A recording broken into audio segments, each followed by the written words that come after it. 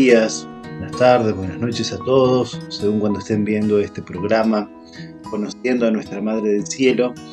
Nosotros vamos a profundizar particularmente en el privilegio de la maternidad divina de Nuestra Señora y de su maternidad espiritual para todos nosotros. No podemos dejar de contemplarla porque este misterio de la maternidad divina es, como ya hemos explicado en programas anteriores, es el misterio central de Nuestra Señora. Entendiendo de que ella es la Madre de Dios, entonces, por concomitancia, por consecuencia, podemos decir, Dios la ha adornado con tantos dones, tantos privilegios, tantas gracias. Por eso es tan importante que nosotros entendamos particularmente esta maternidad divina de Nuestra Señora. Y al comprender nosotros que la Virgen Purísima es la Madre de Dios, por consecuencia entenderemos también que ella es la Madre espiritual de todos nosotros, de los cristianos, de todos los llamados a la gloria, los bienaventurados, los santos, e incluso también los ángeles de Dios. Bueno, más o menos lo que intentaremos explicar ahora. Bueno, lo que debemos decir es que propia, real, verdaderamente, María es Madre de Dios. ¿Por qué? Porque engendró, según la carne, al Verbo de Dios encarnado, Jesucristo nuestro Señor. Es decir, no es una metáfora, no es una aplicación, no es un símbolo, no, propia, verdadera y realmente. Y esto es doctrina de fe, definido por la Iglesia en el Concilio de Éfeso en el año 431, en contra de las herejías de un patriarca, un obispo muy importante, uno de los más importantes del mundo en ese momento, patriarca de Constantinopla, que se llamó Nestorio. ¿Y la Iglesia de dónde saca esto? Bueno, primero está en la Sagrada Escritura. Si uno lee Lucas 1:43, cuando la Virgen Santísima va a visitar a Santa Isabel, Isabel le dice, ¿quién soy yo para que la madre de mi Señor venga a visitarme? La madre de mi Señor. Mucho se ha discutido la palabra Señora, ¿qué quiere decir? Si se refiere a Dios mismo o si se refiere al Mesías prometido. Bueno, está esa discusión, pero si uno mira el contexto, evidentemente se va a dar cuenta que la palabra Señor aquí se refiere al mismo Dios. De hecho, dice, el ángel del Señor fue enviado a una virgen, el anterior, cuando San Gabriel fue enviado a Nuestra Señora para preguntarle si aceptaba ser madre de Dios. Además, la palabra Kyrios, que es la palabra griega que se usa aquí, quiere decir Señor, que se aplica al mismo Dios. Así lo traducía la antigua Biblia griega, llamada de los 70, que los judíos tenían, que hasta ese momento lo usaban todos. Después, como lo usaban los cristianos, entonces los judíos la desecharon y tradujeron otra Biblia. Áquila, Símaco y Teodosio. Por esa razón, la palabra Kyrios quiere decir Señor. Contexto, todas las veces que aparece aquí citado la palabra Señor, se refiere al mismo Dios. Por esta razón, decir la madre de mi Señor, Isabel está siendo iluminada por el Espíritu Santo, no para decir solamente que es la madre del Mesías, su prima, la Virgen, sino que además es la madre del mismo Dios. Por esa razón, aquí se afirma claramente que María es Madre de Dios. Pero además se puede sacar por otros contextos, ¿no? Porque si uno observa, hay lugares en la Sagrada Escritura donde se afirma que María es Madre de Jesús. Por ejemplo, en el inicio del libro de los Hechos, ¿no? O la misma anunciación del ángel, le dice el Lucas 1:35, le dice, el que ha de nacer de ti será santo y se le llamará hijo de Dios. O Gálatas 4:4, en donde el apóstol dice, cuando se cumplió la plenitud de los tiempos, Dios envió a su hijo, nacido de una mujer, nacido bajo la ley, para redimir a los que estaban bajo la ley, para concedernos ser hijos adoptivos. Por esa razón, muchos textos de la Escritura dicen que, por un lado, María es madre de Jesús, y por otro lado se afirma claramente que Jesús es Dios. El Padre y yo somos uno. Juan 10:30. o el verbo, al principio era el verbo y el verbo estaba junto a Dios y el verbo era Dios, Juan 1:1. Y el verbo se hizo carne y habitó entre nosotros, Juan 1:14, etc. Por esa razón se afirma claramente, por un lado, que María es madre de Jesús, y por otro lado se afirma que Jesús es Dios. Entonces un simple silogismo, un simple razonamiento, de uno dice, si María es madre de Jesús y Jesús es Dios, por lo tanto María es madre de Dios. Por esa razón, la escritura afirma de modo directo y de modo indirecto, con un simple razonamiento, que lo acabamos de hacer, la escritura afirma taxativamente que Jesús es Dios y por ende María es su madre. Esta verdad presente, como digo, en la Sagrada Escritura, ha sido tenida en la Iglesia desde siempre. La palabra clave que se definió en el Concilio de Éfeso es Theotokos, quiere decir Madre de Dios. Y esta palabra está citada así por numerosos padres de la Iglesia.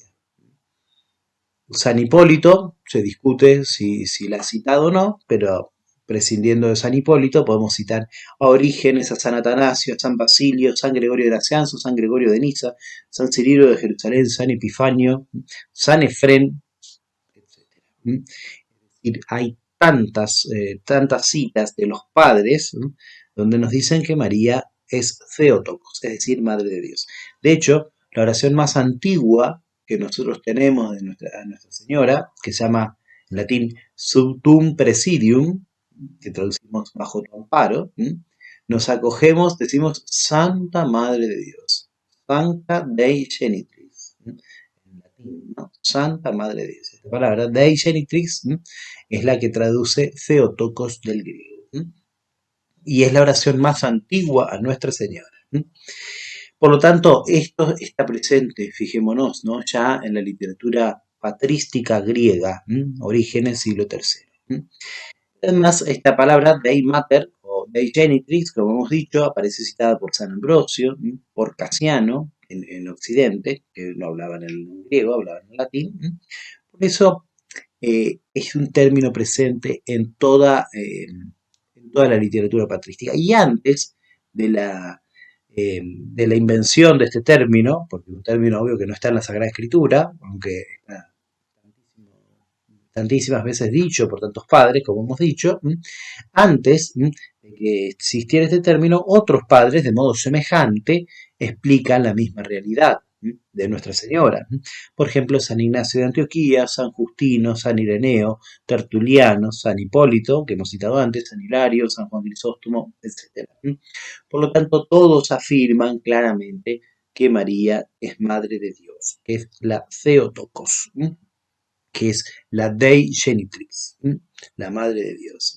Bueno, esto a este siglo, ya el siglo V hemos dicho, se originó un conflicto teológico con el patriarca de Constantinopla, llamado Nestorio, que él decía que la unión entre la naturaleza divina y la naturaleza humana en Jesucristo era una unión moral, era una unión al modo de cómo está Dios presente en un templo, por ejemplo.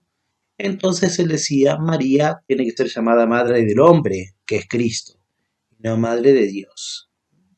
Bueno, esto originó que otro de los patriarcas del momento, el patriarca de Alejandría, se diera cuenta del error tan grave que estaba cometiendo Nestorio, y entonces movilizó toda la cristiandad, primero para corregir a Nestorio, y dado que éste no se corrigió, entonces para condenarlo públicamente en un concilio ecuménico. Estamos hablando de San Cirilo de Alejandría.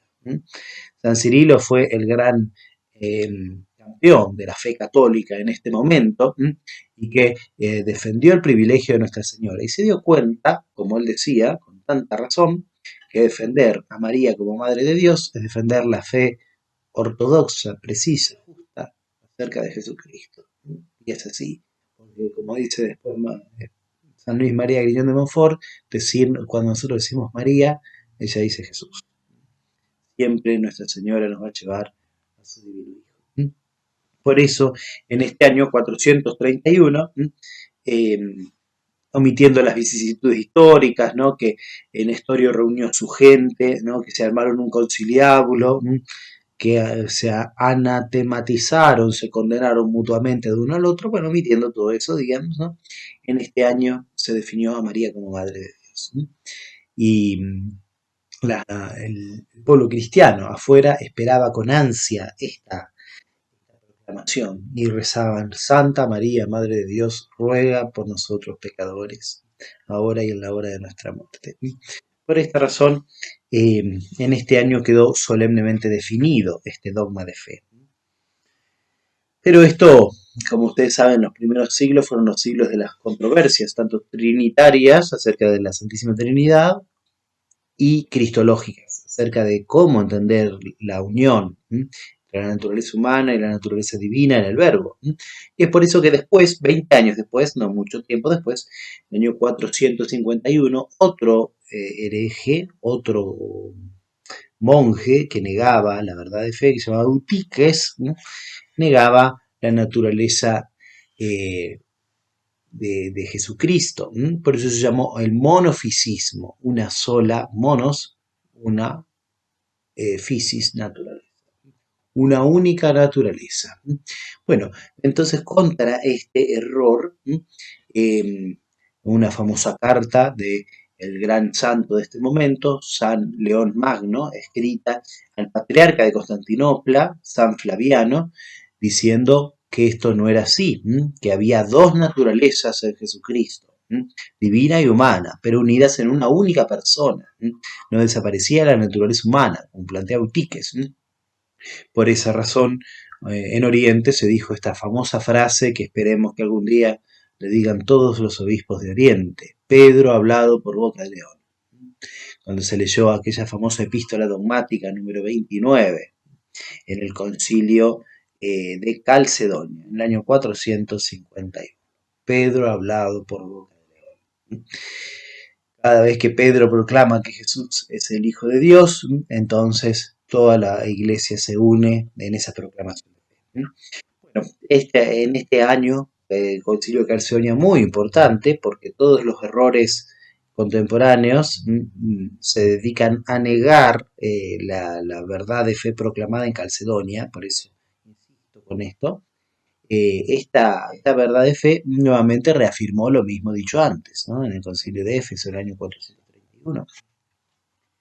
Pero, como siempre, los errores vuelven. Es más, San Pablo dice: es necesario que haya herejías, ¿no? Porque obviamente nos ayuda a clarificar y a precisar nuestra fe. En el año 553 se realizó el segundo concilio de Constantinopla, donde se condenó el monotelismo. El monotelismo es decir que Cristo tiene una única voluntad. Bueno, este es un error, ¿no? Porque Cristo, al ser verdadero Dios y verdadero hombre, entonces tiene inteligencia divina, inteligencia humana, tiene voluntad divina y voluntad humana. Pero en este concilio se volvió a citar a San Cirilo de Alejandría, como hemos dicho que era el alma mater del concilio de Éfeso, y se citó sus anatematismos, es decir, sus condenas en contra de los errores del patriarca Nestorio. Por esa razón, podemos decir que es, como hemos dicho al comienzo, un dogma de fe, que María es Madre de Dios. Y esto tiene que ser creído como tal por toda la Iglesia. Bueno, ¿y cómo se entiende esto? Bueno, se entiende justamente esto que hemos dicho, que Jesucristo es una única persona, verdadero Dios y es verdadero hombre, pero eso es su naturaleza. La naturaleza está completa.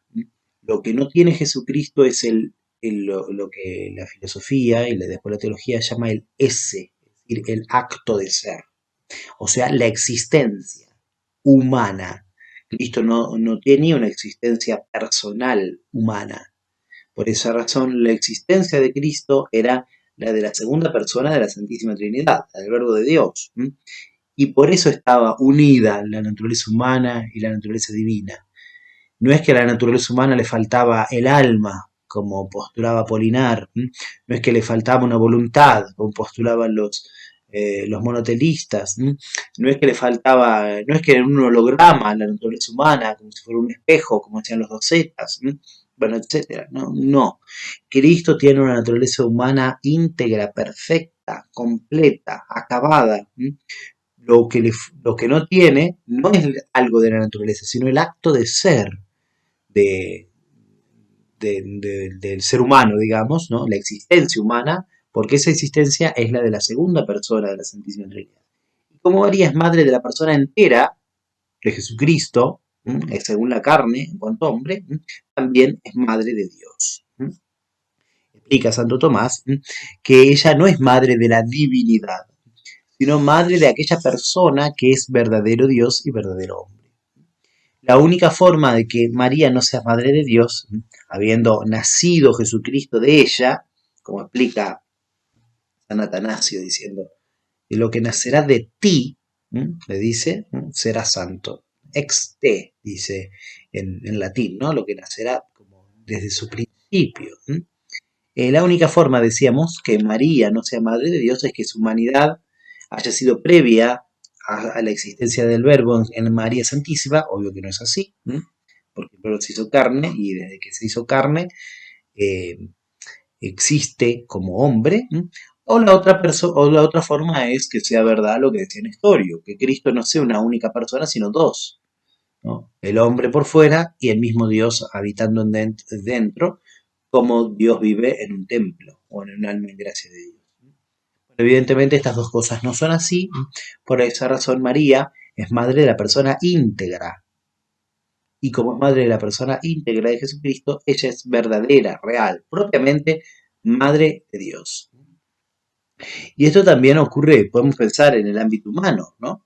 En el ámbito humano, nuestras madres nos han, junto con nuestros padres, por supuesto, nos han engendrado, nos han dado a luz, pero no todo proviene de nuestra madre, porque lo sabemos muy bien, ¿no? El alma ha sido creada por Dios, infundida en el momento de la concepción en el vientre de nuestra madre. Por esa razón, nosotros no decimos que nuestra madre biológica es la madre de nuestro cuerpo. No, evidentemente, nosotros decimos que la madre íntegra, nuestra madre, punto. Nuestro padre es lo mismo, digamos, ¿no? Es nuestro padre, punto, ya está. No decimos, nos dio la materia, ¿no? Y que después Dios le infundió el alma, está bien, digamos, ¿no? Pero nosotros decimos, es nuestra madre, ya está. A pesar de que no todo viene de ella, porque la forma, el alma humana, al ser espiritual, al ser subsistente, es inmaterial y es eterna, por eso es el soplo de Dios. Dios, por supuesto, ¿no? Viene de Dios. Por esa razón, evidentemente, María es nuestra madre espiritual, la madre y la madre auténtica de Dios. Así como nuestra madre biológica nos ha engendrado a nosotros, no nos ha dado el alma, pero sin embargo, nosotros decimos simplemente es nuestra madre. Porque las acciones, como enseña la filosofía, las acciones son de las personas, son de los supuestos. Supuesto o persona es lo mismo. Las acciones son de las personas. Entonces, así como María, como nuestra madre biológica nos ha engendrado completamente a nosotros, así también María con el Verbo de Dios. Bueno, esto que decimos que María es Madre de Dios, nos hace obviamente elevar la maternidad a una dignidad casi infinita, como dice el Papa Pío XI, el Papa Pío XII, hasta tal punto que Santo Tomás llega tan escueto en sus afirmaciones, dice que Dios no puede hacer algo mayor que la Santísima Virgen. No puede, porque no hay una afinidad tan precisa, tan estrecha como la que hay en la maternidad. Y no hay nada más santo que Dios, evidentemente, ¿no? Por eso Dios en esta economía, en la presente economía, Dios no puede hacer algo más grande que la Santísima Virgen. Esto trae numerosas consecuencias. Decir que esto, que María es Madre de Dios, quiere decir que la Virgen Santísima está elevada a un orden superior, que ya lo hemos explicado antes, pero le haremos un repaso. El orden hipostático, pero relativo. Y que su dignidad, su excelencia es incomparablemente superior a la de todos los ángeles y todos los santos juntos, siendo, como dijimos, en cierto modo infinita. Explicamos nuevamente, ¿no? El orden natural por lo que está bien siempre está bien, lo que está mal siempre va a estar mal. Por encima del orden natural está el orden de la gracia, al cual Dios nos eleva al hacernos sus hijos adoptivos por el santo bautismo.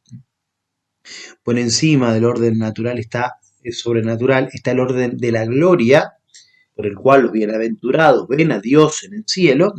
Bueno, la Virgen está en un orden superior, que es el orden hipostático. Es decir, como hemos dicho, la unión de la naturaleza humana y la naturaleza divina en la única persona del Verbo.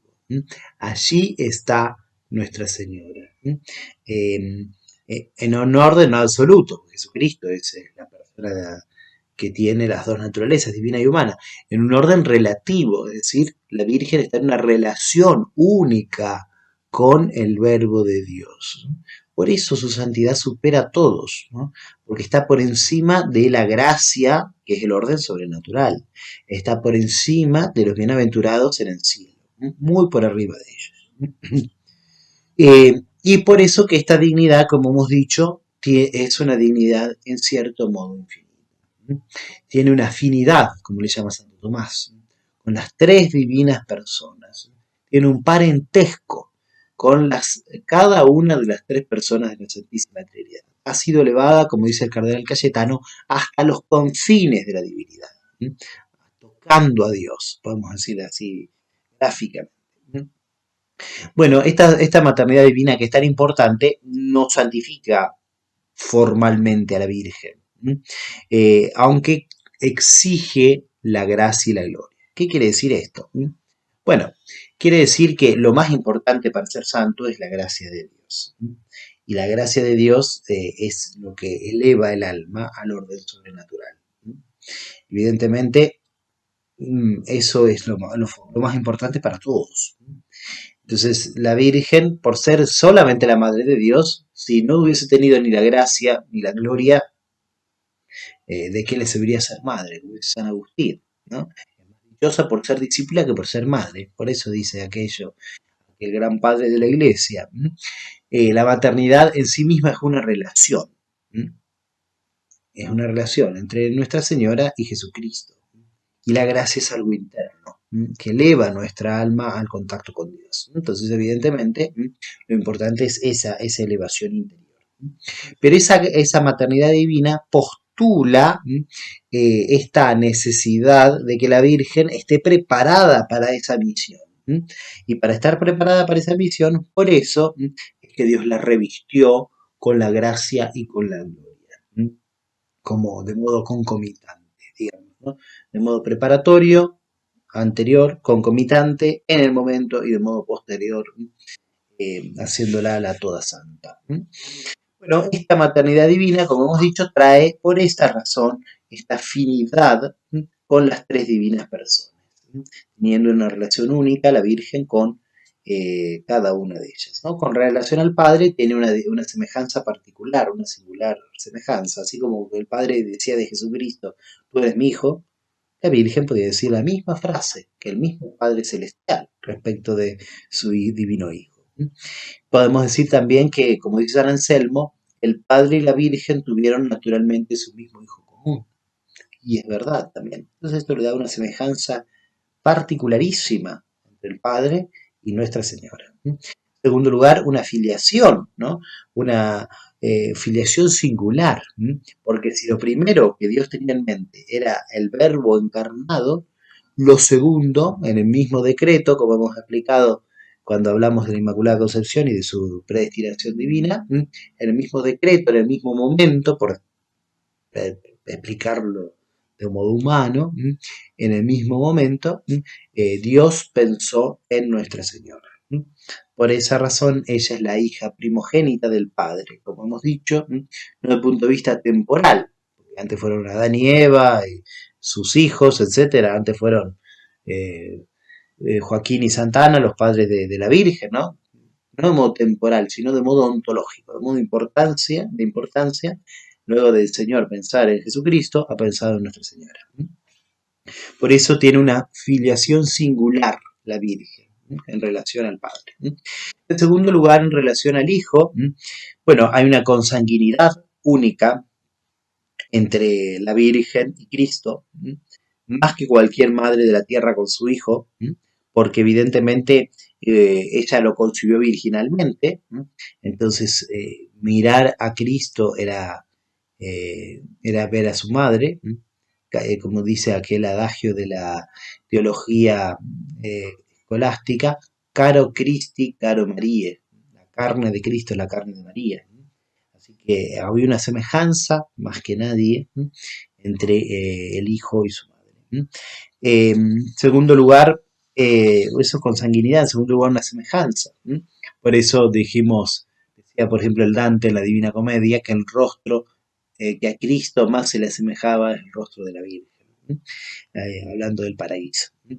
Y en tercer lugar, el dominio, se estaba sujeto, y en esto podemos decir la gloria de la Virgen es compartida con la paternidad adoptiva de San José, estaba sujeto. Cristo está sometido por obediencia, en cuanto a Dios, evidentemente, él era igual al Padre y al Espíritu Santo, pero en cuanto hombre, Cristo les estaba sujeto. Y en cuanto a esas cosas, hay que distinguir las cosas relativas al Padre, como cuando Cristo se queda en el templo, estaba en los asuntos de su Padre, y en las cosas relativas a su madre. Pero en estas cosas de la vida diaria, de la vida cotidiana, relativas a ellos, ¿no?, les estaba sujeto. Por eso dice San Bernardino de Siena, al imperio de la Virgen todo obedece, incluso Dios. Y eso sí, todo está bajo el poder del Señor. Y en tercer lugar, en relación al Espíritu Santo. En relación al Espíritu Santo, la Virgen es el templo y el sagrario. Así como Dios vive en el alma de todos los justos, Dios vivía en ella. Pero además de eso, desde la encarnación, que por obra del Espíritu Santo el verbo de Dios se empieza a formar en el vientre de la Virgen, desde la encarnación, entonces por ese misterio, como dice Cristo, el Evangelio, el que me ha visto al Padre, el Padre está en mí, yo en el Padre, ¿no? Ese misterio que la teología le ha dado un nombre un poco difícil, la perijóresis o la circuncisión. Por este misterio, entonces, donde está el Verbo, está el Padre y el Espíritu Santo. La Virgen era el sagrario particular de Dios, como dice San Luis María Grión de Montfort, el paraíso de Dios. Y además su esposa inmaculada. Además de esto, el esposo inmaculado, es decir, la acción sobrenatural única del Espíritu Santo en la Virgen para que ella concibiera a Jesucristo. Por esta razón, dijimos que en el programa anterior habíamos dicho que la Virgen es el ícono del mismo Espíritu Santo. Por eso, esta dignidad de María como Madre de Dios la eleva a ella por encima de todo, incluso de la dignidad sacerdotal, que nosotros hemos citado en algún programa anterior, pero que ahora explayaremos un poco. Algunos oradores, con muy buenas intenciones, sin duda, San Bernardino de Siena, aquí en Argentina hay un famoso poeta llamado Hugo Wast, que han dicho que ni la Virgen puede hacer lo que un sacerdote. Bueno, evidentemente eso no es así, no es así. Porque, como hemos dicho, como la Virgen Santísima está en el orden hipostático, en el orden de la unión de la naturaleza humana y de la naturaleza divina en la persona del Verbo, por esta razón ella está en un orden muy superior al orden de la gracia y al orden sacramental también. Dicho de otra forma, si la Virgen hubiese dicho su sí, su hágase, en el momento de la encarnación, cuando el ángel se le aparece, no tendríamos Eucaristía. No es que faltaría una misa, no, que no habría ninguna directamente, no habría ninguna. No es que el sacerdote pudiera perdonar los pecados si la Virgen no hubiese dicho que sí, porque evidentemente, ¿de quién me va a dar a mí la facultad de perdonar los pecados? No existiría el sacramento del orden, no existirían los sacramentos directamente. Por esa razón, y la Virgen tiene una dignidad única. Es cierto, ella particularmente no podía consagrar el pan en el cuerpo de Cristo o el vino en la sangre. Personalmente no podía levantar su mano y absolver. Pero ella puede hacer algo mejor todavía y mayor. Porque aunque ella personalmente no puede absolver, ella es, como dice San Bernardo, la omnipotencia suplicante. Y todo lo que le pida a Jesucristo lo va a conseguir. Y sin esa contrición, ese arrepentimiento de las almas, la absolución que damos los sacerdotes, esa misma sería inválida, sin la contrición. Por eso la Virgen puede más que un sacerdote. ¿Mm? Ella, además de esto que estamos diciendo, ella conoció el plan de Dios para ella y lo aceptó. Lo conoció y dijo que sí, y dijo hágase. Porque, como dice San Agustín, y después repite Santo Tomás, ella concibió a Cristo antes en la mente que en su seno. Es decir, ella conoció cuál era el plan de Dios. Ella se dio cuenta, como decía el ángel, que lo que nacerá de ti será santo y será el Hijo de Dios. Se dio cuenta de eso. Entendió. Y así voluntariamente dijo que sí. Por lo tanto, hay que desechar como errónea esa opinión de algunos exégetas y teólogos modernos donde dice la Virgen no sabía lo que quería. O la Virgen vivió en una oscuridad que solamente se disipó el día de Pentecostés. Bueno, ridículo. No es así. Ella se dio cuenta que Dios le pedía su aceptación voluntaria. Primero, fijémonos, el relato de la encarnación cuando de la anunciación del ángel a María. Primero le dice que le habla de la encarnación, que el verbo ha de nacer de ella, que es el verbo de Dios. Segundo, que el verbo nacerá de ella, es decir, se habla de su maternidad divina. Y en tercer lugar, ella pregunta, ¿cómo puede ser eso si no conozco varón? En tercer lugar, se habla del modo, cómo se va a realizar este, entrada del verbo en el mundo visible y esta maternidad divina. Por lo tanto, hay tres cosas que se nos habla en el relato de la Anunciación por orden. Primero, de la dignidad del Hijo. Segundo, de su maternidad divina. Y en tercer lugar, de su nacimiento virginal. Es muy importante esto, que ella se da cuenta, por eso pregunta. ¿Cómo puede ser eso si no conozco varón? Pregunta, y por eso da un consentimiento perfecto. Porque no podía ser que aquel que es la inteligencia, el verbo del Padre, dejara a su madre con oscuridad. No podía ser que el Espíritu de Dios, que es el Espíritu de la verdad, dejara sin luz a Nuestra Señora. Por esa razón, ella conoció cuál era el plan de Dios para ella y así, a sabiendas, dijo fiat. Por lo tanto, ella es verdadera y propiamente madre de Dios. Solo si no hubiese sido algo puramente exterior, pero ella lo conoció y lo aceptó. Y bueno, y esta maternidad divina, por último, tenemos que decir que es la raíz y la razón de ser de todos los demás privilegios de Nuestra Señora. La gracia, los dones, la acción del Espíritu Santo, todo esto adorna el alma y la misión de Nuestra Señora. Como dice Santo Tomás, Dios a cada uno que lo llama a una función le da la gracia especial para que pueda cumplir su misión. Bueno, la misión de la Virgen era nada más ni nada menos que traer al Redentor del mundo. Entonces Dios le dio todas las gracias, los dones adecuados para que esto lo pudiera llevar a cabo. Por esa razón tenemos que decir que María es propiamente Madre de Dios y esa maternidad divina es la raíz de todos los demás privilegios. Juntamente con esto hemos dicho que al ser María Madre de Dios es la madre espiritual de todos los cristianos. El fundamento de la maternidad espiritual de la Virgen no está exclusivamente en la cruz.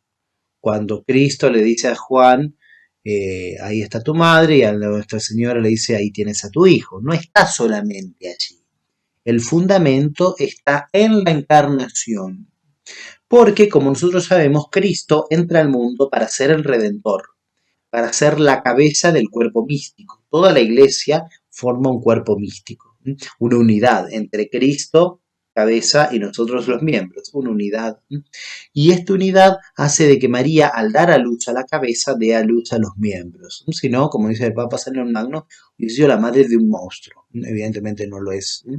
Por esa razón, la raíz de que María es la madre espiritual de todos nosotros está en la encarnación.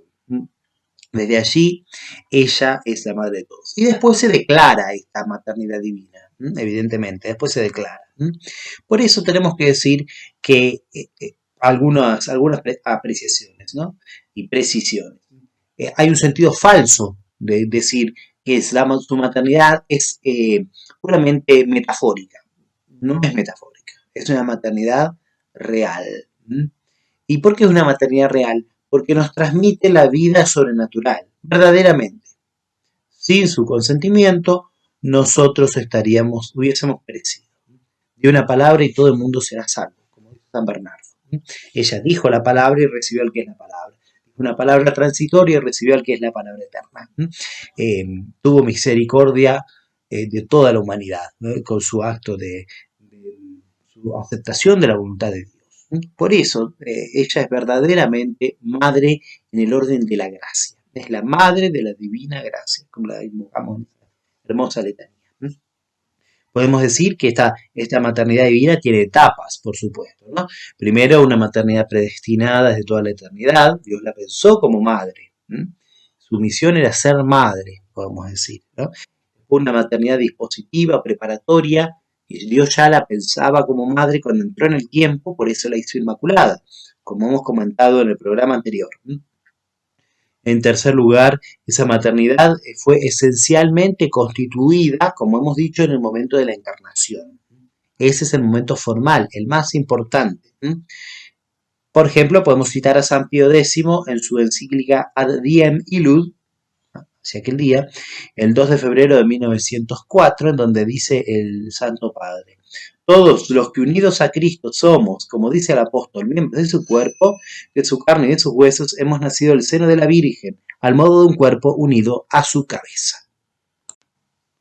En cuarto lugar, esta maternidad que ha sido esencialmente constituida en la encarnación se gesta, digamos, es gestativa desde la encarnación hasta el misterio de Belén. Luego esta maternidad es formalmente proclamada en el misterio de la cruz, en donde vemos que ella consuma con Cristo, colabora con Él de modo único, inigualable, en la redención de la humanidad.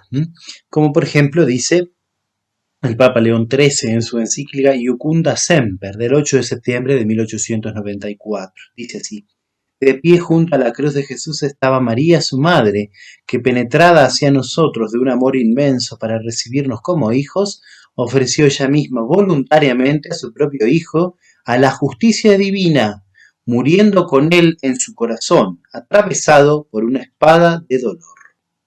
Ella misma ofrece, es la Virgen oferente, ofrece a su Hijo por la redención de nosotros los hombres. Por eso en el libro del Apocalipsis vemos a esa mujer, que por un lado está revestida de sol, da luz al verbo, de modo virginal, y por otro lado dice, grita de dolor, grita de angustia, porque se ve que el demonio va a perseguir a sus hijos, ¿no? Y teme que el demonio los arrebate. Por eso grita de dolor, ella es la corredentora, la que nos da luz a nosotros con gravísimos sufrimientos. Esta maternidad espiritual, como decimos que es formalmente, se ocurre el alumbramiento formal, ¿no? En el momento de la cruz, es proclamada como tal, como Cristo lo dice en el Evangelio, en San Juan, Juan 19, 25, 27. Como sabemos bien, Juan representa a todos los discípulos, ¿no? Por eso dice, ahí tienes a tu madre.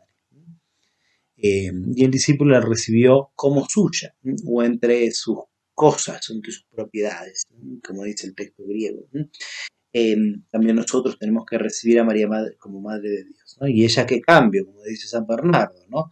Del Hijo de Dios al Hijo de Zebedeo, del todo santo a nosotros que somos pecadores. Sin embargo, ella acepta esta misión que el Señor le encarga.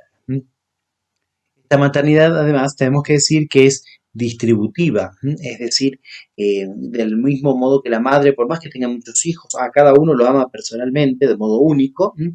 También esa maternidad divina, esa maternidad espiritual hacia todos nosotros, se concreta de modo particular hacia cada uno de nosotros, sobre todo en la recepción del santo bautismo.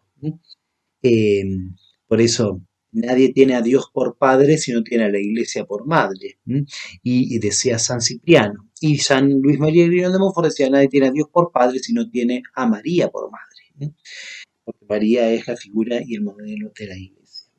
Y por último, esta maternidad se consuma de modo inadmisible, de modo que no se pueda perder jamás, en la gloria. Es decir, desde toda la eternidad, ella va a rogar siempre por nosotros.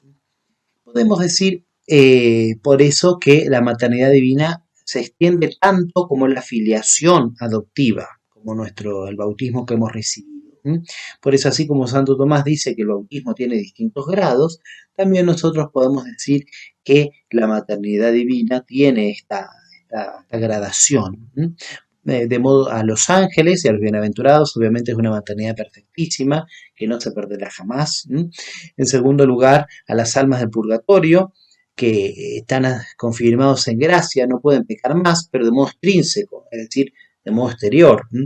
Los santos no pueden pecar porque ya ven a Dios. Entonces, evidentemente, nadie puede cometer un pecado, que es un bien desordenado, un mal. Nadie puede hacer una privación de bien, como es un mal, si ven al bien infinito. Entonces están confirmados por ellos mismos en gracia, ¿no? Por la luz de la gloria que ha unido su alma a la visión de Dios. Pero esto no ocurre en las almas del purgatorio. Sin embargo, la Virgen los asiste. De hecho, en la Virgen del Carmen vemos cómo ella tiene una relación particular con las almas del purgatorio, cómo baja algunos días particulares, ¿no? Asistir a las almas que les eran más devotas, o aquellas que para aplicar la oración que uno pide por ellos, etcétera, ¿no? Por esta razón, ellos también están confirmados en gracia de una manera exterior, porque todavía no ven al mismo Dios. En tercer lugar, esta acción o esta maternidad divina se realiza en los bautizados en Cristo, ante todo primero obviamente los que están en gracia de Dios, los que están llamados a la gloria, y que ejecutarán en el tiempo lo que Dios ha pensado para ellos en la eternidad. En cuarto lugar, esta maternidad divina se da a los no bautizados, incluso porque la Virgen quiere que todos se salven. Entonces ella busca la salvación, o por medio de misioneros, incentivando a las almas devotas de la Virgen a que vayan a tierras paganas, o bien de modo que uno no lo conoce como esa acción misteriosa que tiene Dios. Y por último, los demonios y los condenados, obviamente, como estarán para siempre apartados de la misericordia de Dios por elección propia, por esa razón no tienen a la Virgen por madre ni por reina. Ellos se han apartado de la gracia de Dios. Para concluir esto de la maternidad divina, de la maternidad espiritual de María Santísima sobre todos los fieles, tenemos que recordar que hace poco el Papa Pablo VI ha proclamado a Nuestra Señora como la Madre de la Iglesia. Y es justamente esto, no es nada nuevo, es solamente lo mismo que estamos diciendo con un hermoso título que sin duda le queda bien a Nuestra Señora. Por eso vamos a citar estas palabras que dijo el Papa Pablo VI en su discurso en el Concilio Vaticano II al finalizar la tercera sesión, el 21 de noviembre de 1964. Recordemos que fue lo más aplaudido del concilio, de todos, ¿no? Lo más ovacionado por todos los padres conciliares. Y sin duda es como la joya, ¿no? Quizás lo más hermoso que nos ha dejado este concilio reciente. Dice el Papa así: para gloria de la Virgen y consuelo nuestro, nos proclamamos a María Santísima, Madre de la Iglesia, es decir, Madre de todo el pueblo de Dios, tanto de los fieles como de los pastores. La llaman Madre amorosa, y queremos que de ahora en adelante sea honrada e invocada por todo el pueblo cristiano con este gratísimo título. La divina maternidad es el fundamento de su especial relación con Cristo y de su presencia en la economía de la salvación, operada por Cristo. También constituye el fundamento principal de las relaciones de María con la Iglesia, por ser madre de aquel que desde el primer instante de la encarnación en su seno virginal se constituyó en cabeza de su cuerpo místico que es la Iglesia. María, pues, como madre de Cristo, es madre también de los fieles y de todos los pastores, es decir, de la Iglesia. Bueno, por esta razón tenemos que decir que María tiene esta dignidad casi infinita. Primero por ser la madre del Verbo encarnado, la madre de la única persona de Jesucristo, que es una persona divina. Por esta razón, ella está elevada por encima de todo lo creado, de todo lo visible, de todo lo invisible, de los ángeles, de los bienaventurados, por encima de todas las gracias y del orden de la gloria. Ella está tocando el mismo misterio de la unión de la naturaleza divina y humana en la persona del Verbo. Ha sido elevada a una dignidad casi infinita. Y por otro lado, tenemos que decir y recordar que ella, al ser la madre de Dios, es la madre de Cristo como Redentor. Y Cristo como Redentor forma una persona mística, como dice el Papa Pío XII en su encíclica Mystici Corporis sobre la Iglesia, una única persona mística con todos los miembros de la Iglesia, con todos los redimidos, con todos los que se han de salvar. Y por esa razón María Santísima, desde la Encarnación, es la madre espiritual de todos los fieles. Y como decía el Papa Pablo VI, es también la madre de la Iglesia. Así lo creemos nosotros y así lo proclamamos. En la cruz solamente fue proclamado el misterio que ya estaba en su raíz, en germen, el día de la Encarnación. Por eso, para terminar, nada mejor que citar un hermoso poema a Nuestra Señora, para que nosotros no dejemos de contemplar este misterio tan grande que le ha hecho Dios a ella. De hermosas contradicciones te vemos reina adornada, muy mujer para divina, muy celestial para humana. Con admiración en ella se ve la ley derogada, muy humilde para reina, muy exenta para esclava. Por su caudillo la tienen las celestiales escuadras, para combatir muy tierna, para niña muy armada. La dignidad de que goza con su modestia batalla, para mandar muy pequeña, para humillarse muy alta. Une en sus divinos ojos al temor la confianza, muy terrible para hermosa, para espantar muy amada. Colocada en el empirio, en la celestial morada, corto solio su grandeza, a su humildad mucho alcázar. Amén.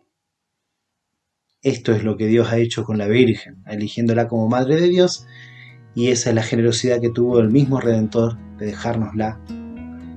Quiere entonces que seamos de aquellos devotos que escuchan a la Virgen y que ponen en práctica sus enseñanzas. Que Dios nos bendiga a todos y nos haga auténticos hijos de Dios.